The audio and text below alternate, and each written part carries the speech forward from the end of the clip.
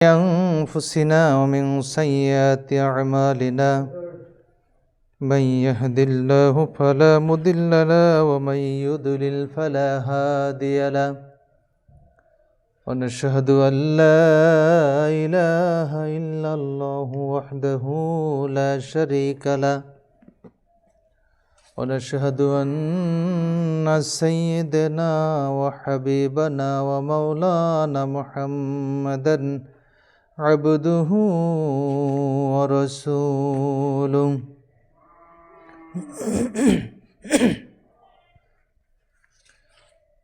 الذي أرسله بالحق بشيرا ونذيرا وداعيا إلى الله بإذنه وسراجا منيرا فقد قال الله تعالى في كلامه المجيد والفرقانه الحميد أعوذ بالله من الشيطان الرجيم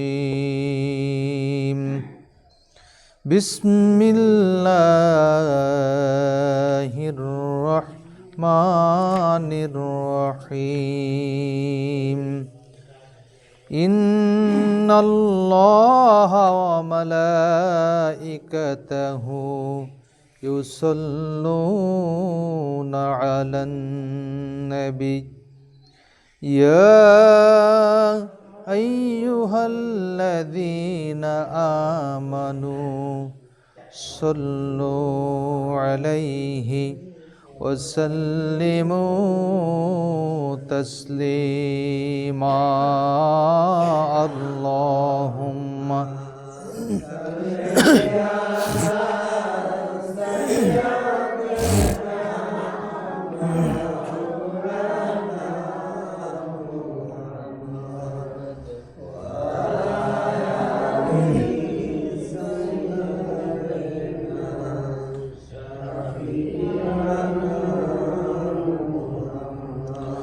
بلغ العلا بكماله كشف الدجى بجماله حسنت جميع خصاله صلوا عليه وآله لا إله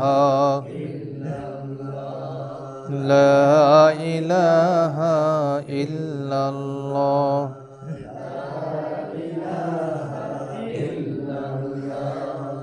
لا إله إلا الله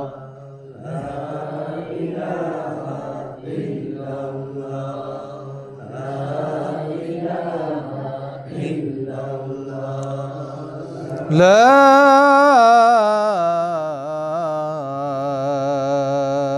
إله إلا الله محمد رسول الله صلى الله عليه وسلم আলহামদুলিল্লাহ সুম্মা আলহামদুলিল্লাহ।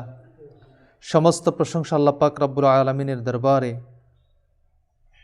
যে আল্লাহ পাক রব্বুল আলামিন আজকে পবিত্র শুক্রবার জুমার দিনে আমাদেরকে তার ঘরে আসার সুযোগ করে দিয়েছেন। এই জন্য শুকরিয়া আদায় করি, বলি আলহামদুলিল্লাহ।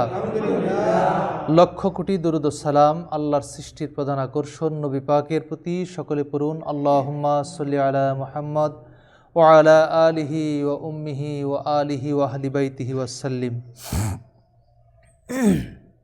সম্মানিত উপস্থিতি,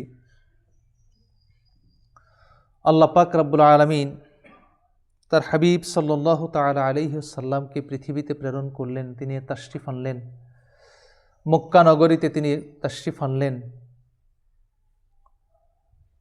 40 বছর বয়স জাহেরি হায়াতে তিনি যখন উপনীত হলেন, আল্লাহ পাক তার উপরে কালাম পাঠালেন। কালামে পাক নবীজি যখন পেলেন, তিনি প্রচার করতে শুরু করলেন। প্রথম 3 বছর আমার রসুল গোপনে গোপনে ধর্মের কাজ তিনি প্রচার করতে শুরু করলেন।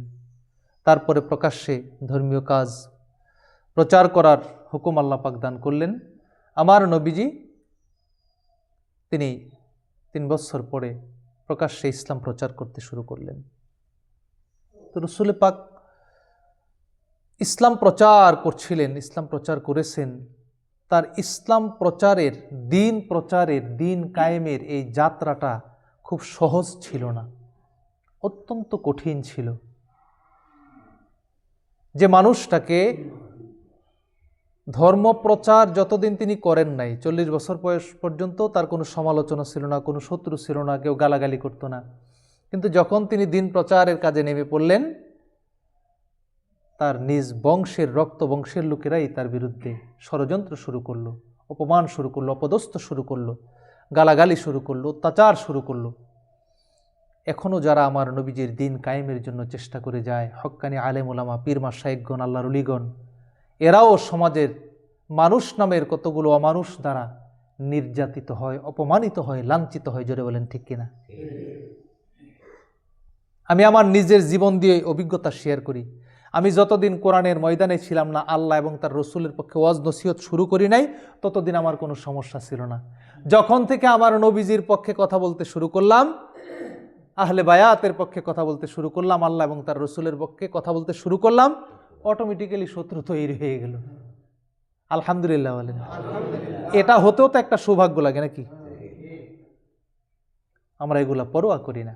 নবীজির পক্ষে, আহলে বায়াতের পক্ষে যে দিন কায়েমের জন্য আমার রসুল সংগ্রাম করেছেন, হুসাইন কারবালার ময়দানে শহীদ হয়েছেন, সেই দিন জমিনের বুকে প্রতিষ্ঠিত করার জন্য দেহে যতদিন রবে প্রাণ ততদিন চেষ্টা করে যাব ইনশাআল্লাহ। সকলে বলুন আমিন। বন্ধুরা আমার রসুল মক্কায় দিন প্রচার করলেন, প্রচার করতে শুরু করলেন। অনেক ধরনের অত্যাচার তার উপরে শুরু হলো। যতদিন চাচা আবু তালেব, মা খাদিজাতুল কুবরা আমার নবীজির পাশে ছিলেন, নবীজির একটা ভরসা ছিল, একটা শক্তি ছিল। কিন্তু চাচা আবু তালেব যখন বিদায় হয়ে গেলেন, আম্মাজান খাদিজা যখন বিদায় হয়ে গেলেন, মাত্র কয়েকদিনের ব্যবধানে, 4 দিনের ব্যবধানে চাচা আর নিজের সহধর্মিনী, প্রাণের প্রিয়তমা আম্মাজান খাদিজাতুল কুবরাকে হারিয়ে আমার নবীজি বিমর্ষ হয়ে গেলেন। মক্কার কাফের মুশরিকরা আমার নবীজির উপরে অত্যাচারের মাত্রা বাড়িয়ে দিল। আমার রসুলকে অকথ্য নির্যাতন তারা করতে শুরু করলো। আমার রসুল বাধ্য হয়ে তায়েফ গমন করলেন, তায়েফ চলে গেলেন। নবীজি আমার তায়েফ যখন যান, নবীজির স্বপ্নটা, আশাটা এরকম ছিল যে তায়েফের মধ্যে আমার দুধমাতা হালেমার গোত্র, বনু সাকিফ গোত্রের লোকজন সেখানে আছে, সেখানে হয়তো আমি যদি যাই, পরিচয় দেই, তারা হয়তো আমার দাওয়াত মানবে। আমার রসুল তায়েফের জমিনে চলে গেলেন দিনের দাওয়াত দেওয়ার জন্য। 100 বিঘা জমি কেনার জন্য নয়, 500 বিঘা জমি কেনার জন্য নয়, বড় বড় বিল্ডিং বানানোর জন্য নয়। রসুল গেলেন উম্মতকে রক্ষা করার জন্য, আল্লাহর অসন্তুষ্টি, আল্লাহর ক্রোধ থেকে উম্মতকে রক্ষা করার জন্য তায়েফের জমিনে চলে গেলেন। নবীজি আমার তায়েফের জমিনে গেলেন। তায়েফের জমিনে গিয়ে নেতৃস্থানীয় যারা রয়েছে তায়েফের জমিনের প্রত্যেকটা নেতৃবৃন্দকে আমার রসুল দিনের দাওয়াত দিলেন, কালেমার দাওয়াত দিলেন, তাওহীদের দাওয়াত দিলেন, রিসালাতের দাওয়াত দিলেন। আমার রসুল তো শুধু তাওহীদের দাওয়াত দিতেন না, রিসালাতের দাওয়াতও দিতেন, তাই না? কিন্তু আমাদের বর্তমানে অনেকেই শুধু তাওহীদের দাওয়াত দেয়, আল্লাহর পক্ষে মানুষকে ডাকি, নবীর পক্ষে ডাকি না, ঠিক কিনা? কিন্তু আমার রসুল তাওহীদের পক্ষে এবং রিসালাতের পক্ষে তিনি দাওয়াত দিতেন। দিন কায়েমের জন্য আমার নবীজি তায়েফের জমিনে পৌঁছে গেলেন, দাওয়াত দিলেন। কিন্তু আফসোস, বনু সাকিব গোত্রের নেতৃবৃন্দ আমার রসুলের আহ্বানে, দাওয়াতে সাড়া দেয় নাই, আমার রসুলকে অপমান করেছে, দূর দূর করে তাড়িয়ে দিয়েছে। আমার রসুল বড় ব্যথিত মন নিয়ে তিনি ফিরে আসবেন। বিশেষ করে আব্দুদ দালায়েল নামে একজন ব্যক্তি, মাসুদ নামে একজন ব্যক্তি, হাবিব নামক একজন ব্যক্তি, বনু সাকিব গোত্রের নেতৃস্থানীয় 3 জন ব্যক্তি তাদেরকে দাওয়াত দিয়েছিল। তারা অকথ্য ভাষায় আমার রসুলকে অপমান করেছে যে আল্লাহ পাক বুঝি নবী বানানোর জন্য আর কোনো মানুষ পেল না, তোমাকে নবী বানিয়েছে। নাউজুবিল্লাহ বলেন। অপমানজনক কথা আমার রসুলকে বলেছে। আমার রসুলের হৃদয়টা ক্ষত বিক্ষত করে দিয়েছে। শুধু তাই নয়, আমার রসুলের শুধু অন্তরটাই তাদের কথা দ্বারা ক্ষত বিক্ষত হয় নাই, আমার রসুল যখন তায়েফের জমিন থেকে একজন মানুষও যখন আমার নবীজির দাওয়াত কবুল করলো না, গ্রহণ করলো না, আমার রসুল যখন ফিরে আসতেছেন ঠিক সেই মুহূর্তে তায়েফের ওই কুখ্যাত নেতৃবৃন্দ তাদের কেনা গোলাম, তাদের কেনা দাসদেরকে, বালকদেরকে, যুবকদেরকে লেলিয়ে দিল, যাও, মক্কা থেকে এক পাগল এসেছে, আহারে মক্কা থেকে এক পাগল এসেছে, তাকে পাথর মারো, ক্ষত বিক্ষত করে দাও। তায়েফের জমিনের লোকেরা আমার রসুলকে পাগল বললেন। আমার আল্লাহ পাক ডাক দিয়ে বলেন, ওমা সাহিবুকুম বিমাজনুন।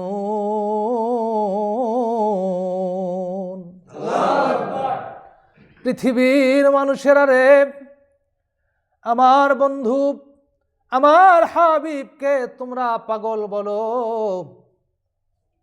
তোমাদের সঙ্গী মুহাম্মদ ইবনে আব্দুল্লাহকে তোমরা পাগল বলো না, না, না, আমার হাবিব, আমার বন্ধু মুহাম্মদ ইবনে আব্দুল্লাহ পাগল নন। সুবহানাল্লাহ। সাক্ষী দিচ্ছেন কে? আল্লাহ পাক সাক্ষী দিচ্ছেন। আমার বন্ধু পাগল নও, আমার বন্ধুকে পাগল বলে ডেকো না, জাদুকর বলে ডেকো না, গণক বলে ডেকো না। তায়েফের জমিন থেকে আমার নবীজি বের হয়ে আসবেন। তায়েফের নিষ্ঠুর নির্মম লোকেরা আমার নবীজির প্রতি তাদের দুষ্টু বালকদেরকে লেলিয়ে দিল, কেনা গোলাম কৃতদাসদেরকে লেলিয়ে দিল, যাও, মক্কা থেকে নবুয়তের দাবি নিয়ে একজন পাগল এসেছে, পাথর মারো, পাথর মারো, পাথর মারতে মারতে তাকে এলাকা থেকে বের করে দাও। তায়েফের জমিনে দুষ্টু বালকরা, কেনা গোলাম কৃতদাসেরা আমার নবীজি নুরানি বদন মুবারকে পাথর নিক্ষেপ করতে শুরু করলো। আল্লাহু আকবার বলে। নবীজির নুরানি চেহারা মুবারকের মধ্যে, সমস্ত শরীরের মধ্যে বৃষ্টির মতো তারা পাথর নিক্ষেপ করতে লাগলো, পাথর ছুঁড়ে মারতে লাগলো। ব্যথায় আমার নবীজির শরীরে মুবারকটা জর্জরিত হয়ে গেল। সফর সঙ্গী যায়েদ ইবনে হারেসা আমার নবীজির সঙ্গে রয়েছে, এই কয়টা পাথর সে রুখবে? ডান থেকে পাথর আসে, যায়েদ ইবনে হারেসা ডানে যায়, বাম থেকে পাথর আসে, যায়েদ ইবনে হারেসা বামে যায়, সামনে থেকে পাথর আসে, যায়েদ ইবনে হারেসা আমার নবীর সামনে যায়, আমার নবীর পিছন থেকে পাথরের ঢিল আসে, যায়েদ ইবনে হারেসা পাথরের আঘাত প্রতিরোধ করার জন্য আমার নবীজির পিছনে যায়। অমুসলমান, নবীর প্রেমিক কাকে বলে, নবীর আশিক কাকে বলে? আমার নবীর শরীরের পাথরের আঘাতগুলো যায়েদ ইবনে হারেসা নিজের শরীরের মধ্যে ধারণ করে, বলেন আল্লাহু আকবার।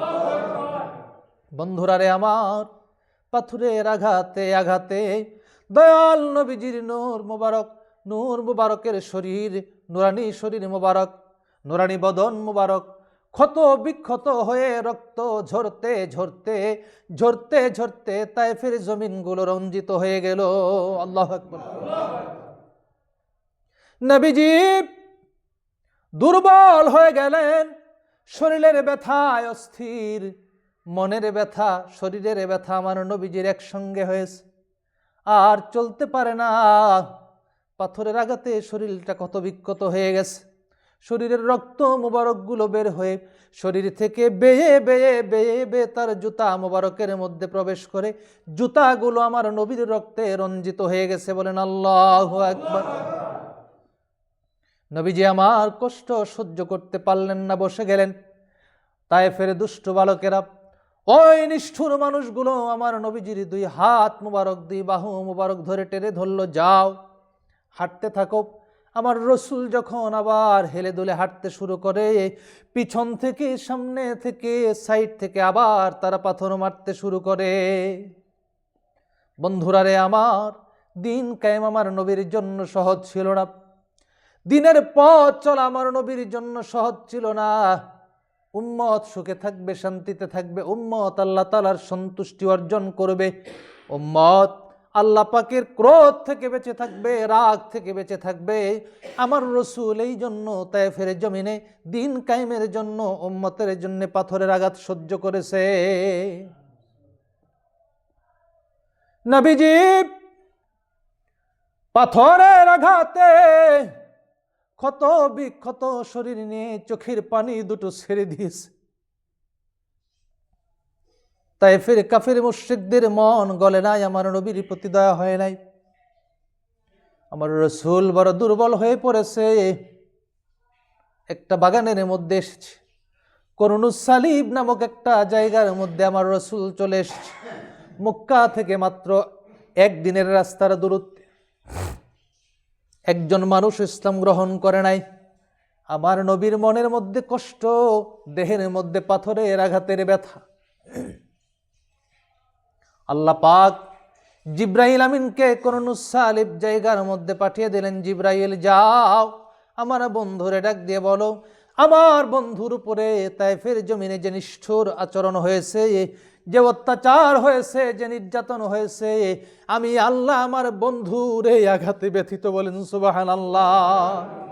আমি জানি আমার বন্ধুর আঘাত আমি দেখতেছি। জিবরাইল, যাও পাহাড়ের দায়িত্বে নিযুক্ত ফেরেশতাকে নিয়ে যাও। আমার বন্ধু আজকে তায়েফবাসীর বিরুদ্ধে যে ফয়সালা দিবে, সঙ্গে সঙ্গে পাহাড়ের দায়িত্ব ফেরেশতা এই ফয়সালা বাস্তবায়ন করে দিবে। আল্লাহু আকবার। জিব্রাইল ডাক দিল, ইয়া রাসূলুল্লাহ, ইয়া হাবিবাল্লাহ, আল্লাহ পাক রব্বুল আলামিন আপনার সার্বিক অবস্থাটা জানেন, তিনি দেখতেছেন। হুজুর গো, পাহাড়ের দায়িত্বে নিযুক্ত ইসমাইল ফেরেশতাকে আপনার কাছে পাঠিয়েছে। আপনি যা হুকুম করবেন তায়েফবাসীর বিরুদ্ধে, আজকে ইসমাইল ফেরেশতা আপনার হুকুম পালন করবে। সুবহানাল্লাহ। আমার নবীজির দাম কত, কদর কত আল্লাহ পাকের দরবারে। সুবহানাল্লাহ। বন্ধুর জন্য বন্ধুর হৃদয় কাঁদে কিনা? কথা বলেন না। বন্ধু যদি কষ্টে থাকে আরেক বন্ধু সহ্য করতে পারে? হাবিব, হাবিব গো, আমি জানি আপনার মনের খবর, আমি জানি গো হাবিব, আপনার শরীরের অবস্থাটাও আমি জানি। ইসমাইল ফেরেশতা ডাক দিয়ে বলল, সালাম দিল, আসসালাতু আসসালামু আলাইকা ইয়া রাসূলুল্লাহ। একবার ডাকেন না, ইয়া রাসূলুল্লাহ, ইয়া রাসূলুল্লাহ।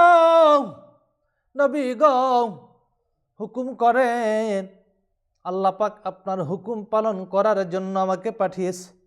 আমার নাম হলো ইসমাইল, আমি ফেরেশতার, আমি ইসমাইল ফেরেশতা, আমি পাহাড়ের দায়িত্বে নিযুক্ত ইসমাইল ফেরেশতা। তায়েফের জমিনের নিষ্ঠুর মানুষগুলো আপনার শরীর থেকে রক্ত ঝরিয়েছে গো নবী। হুকুম দেন, হুকুম দেন, আকসাবাইন নামক দুইটা পাহাড় আমি তায়েফবাসীদের উপর চাপিয়ে দে। আল্লাহু আকবার বলে। ধ্বংস করে দেব, তায়েফবাসীদেরকে ধ্বংস করে দিব। আকসাবাইন দুইটা পাহাড় তাদের উপরে চাপিয়ে দিব। কত বড় স্পর্ধা তাদের, কত বড় স্পর্ধা তাদের। আপনি রাসূলুল্লাহর গায়ে আঘাত করেছে। না না না, আল্লাহ সইতে পারে না। আপনি আমাকে হুকুম দেন, আমি তায়েফের সমস্ত মানুষকে এই পাহাড়ের নিচে ফেলে পিষ্ট করে দেই। আল্লাহু আকবার।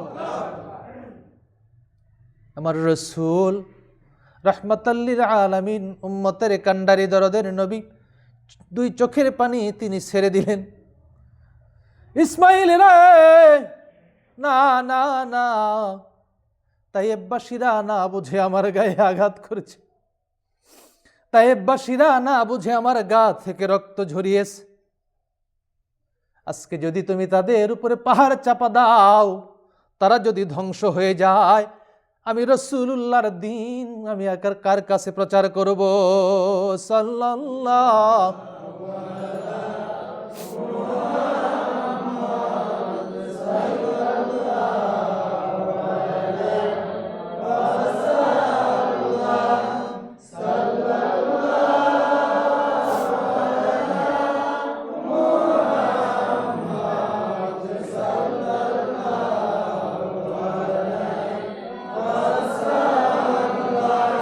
আমার রসুল এই জগতের জন্য রহমত না গজব?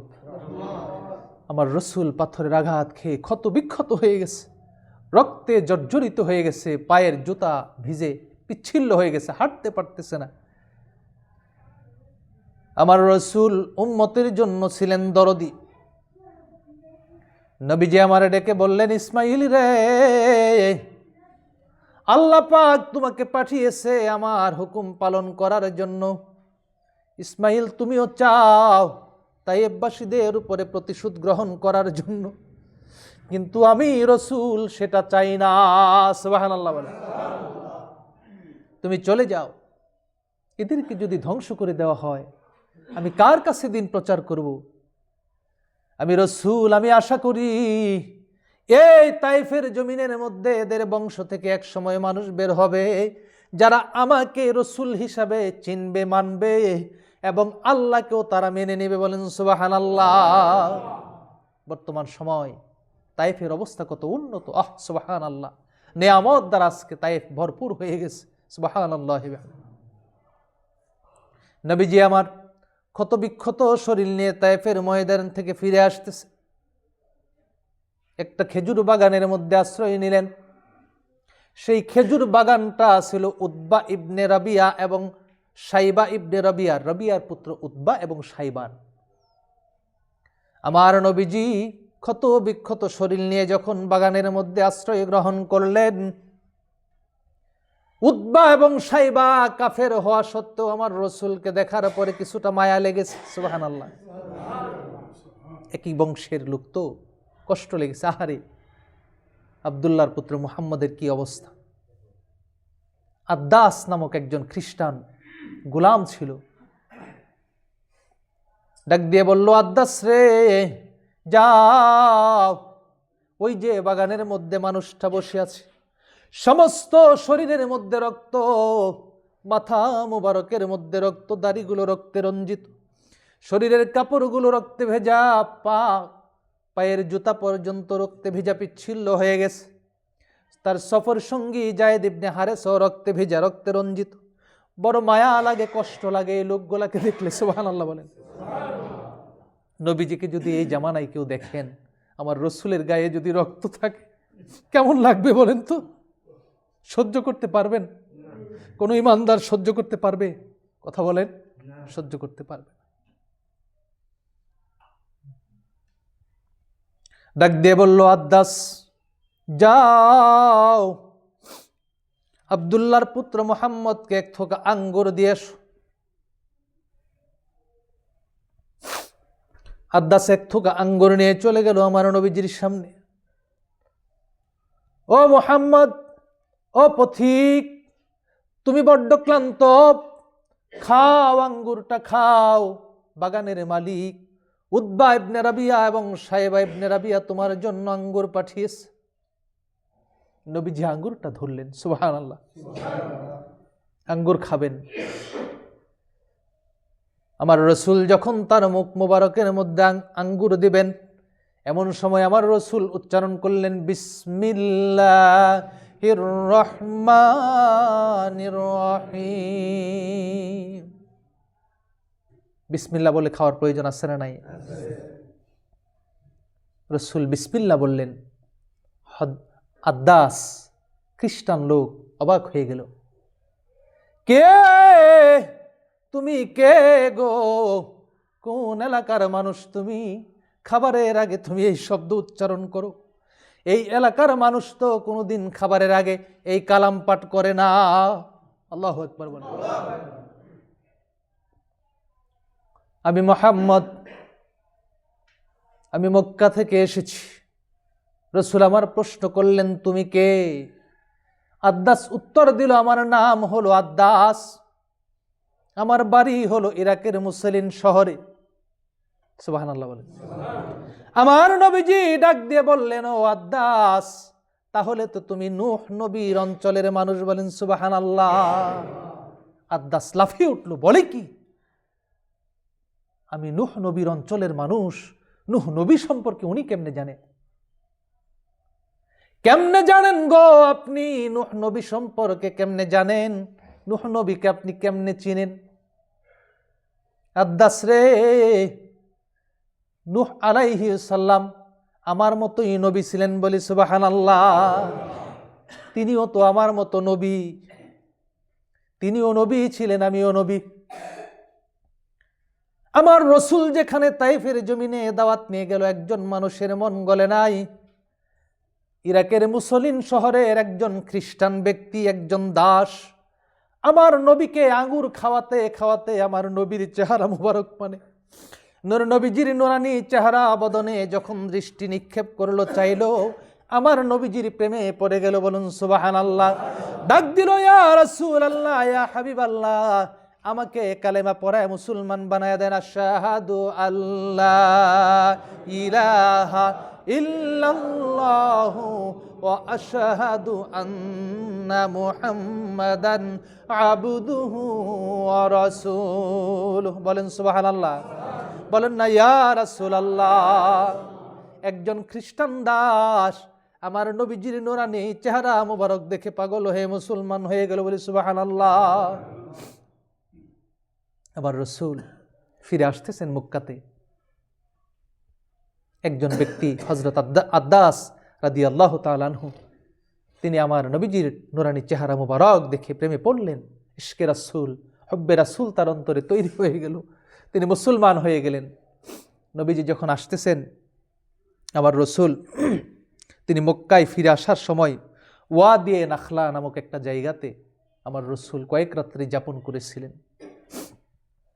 সেখানে কয়েক রাত তিনি যাপন করার পর আমার রসুল সেইখানে যখন রাতে নামাজ পড়াতেন, রাতে যখন তিনি নামাজ পড়াতেন, কতগুলো জিন সেখানে উপস্থিত হলো।